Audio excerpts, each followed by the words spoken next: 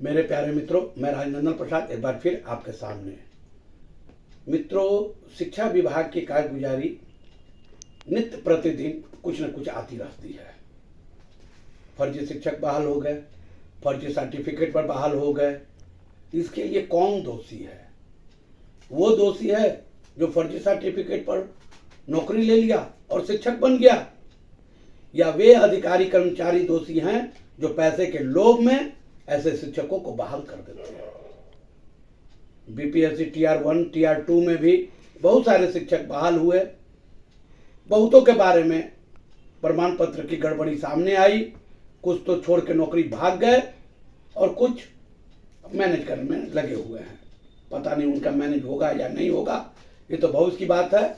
लेकिन शिक्षा विभाग में ये कोई पहली मामला नहीं है।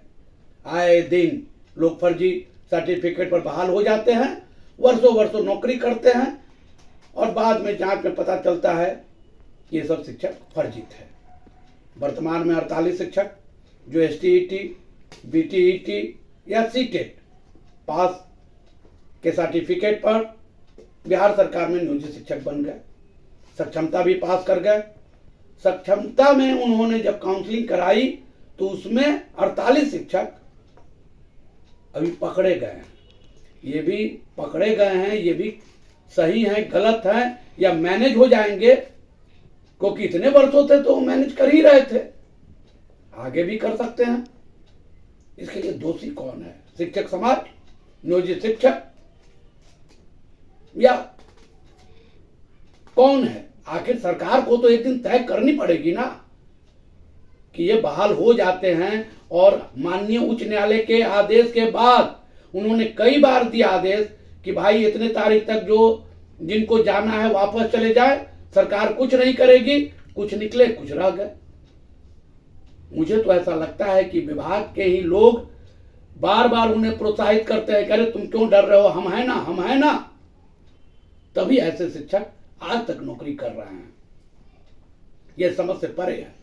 हर बार बदनामी होती है, समाचार पत्रों में छपता है, बाहर के लोग पढ़ते हैं और व्यंग करते हैं, बिहार में तो साहब फर्जी शिक्षक से बहाल है।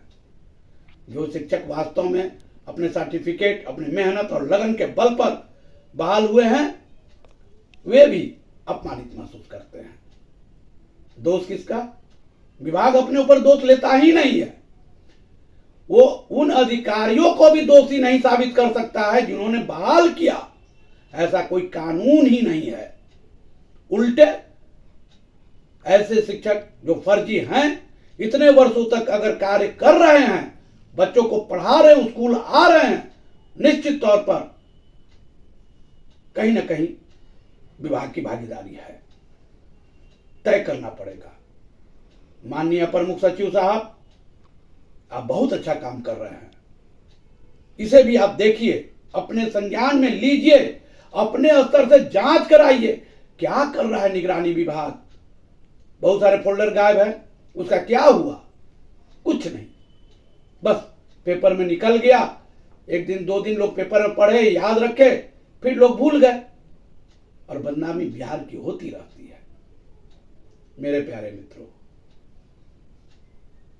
सरकार से एक ही आग्रह है, अगर फर्जी है उसे दंड दिया जाए, रिकवरी किया जाए, और नहीं तो इस तरह के अगर न्यूज समाचार पत्रों में छपते हैं तो समाचार पत्रों पर भी अंकुश लगाई जाए। ऐसे ही नहीं छपता। समाचार सही है तभी छपता है, उसके साक्ष्य हैं, फिर भी सरकार कुछ नहीं कर पा रही है। यह दुखद पहलू है। मेरे प्यारे मित्रों, अभी सोशल मीडिया पर नियोजित शिक्षक और विशिष्ट शिक्षक को लेकर के बहुत सारी सरगर्मी चल रही है। कुछ लोग कह रहे हैं कि नियोजित शिक्षक रहने में 12 वर्ष पर हमें लाभ मिलेगा, लेकिन कुछ लोग कह रहे हैं कि सक्षमता पास राज्यकर्मी हो जाएंगे, हमें ये मिलेगा, हमें वो मिलेगा। मेरे प्यारे बंधु, आप सक्षमता पास विशिष्ट शिक्षक बनने वाले हैं। आप भी अपना भविष्य देख लीजिए कि आपको भविष्य में क्या क्या फायदा है, क्योंकि फायदा नुकसान आपको देखना है। माननीय सांसद, माननीय विधायक उन्हें कोई फर्क नहीं पड़ता। उन्हें आज भी ओपीएस है, उन्हें आज भी जितना वेतन मिलता है, पैसा मिलता है, और हारने के बाद भी उनका भविष्य सुरक्षित है, क्योंकि उन्हें अपार पैसा मिलता रहेगा। इसलिए मेरे प्यारे मित्रों, आप नियोजित शिक्षकों या विशिष्ट शिक्षक से बनने वाले हों, आप लोग अपना भविष्य जरूर देख लें कि किसमें रहना फायदेमंद है और किसमें नहीं। मेरे प्यारे मित्रों, अंत में मैं यही कहूंगा कि आप मेरे चैनल को शेयर करें, सब्सक्राइब करें, लाइक करें।